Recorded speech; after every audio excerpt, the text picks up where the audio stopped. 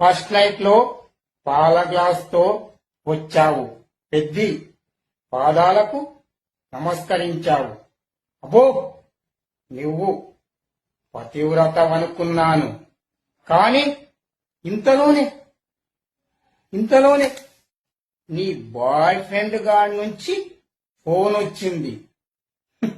నువ్వు ఎంత పతివ్రతవో నాకు అర్థమయ్యింది. ఛీ, సెకండ్ హ్యాండ్ దానా, ఈ క్షణమే నా ఇంట్లో నుంచి వెళ్ళిపోవే.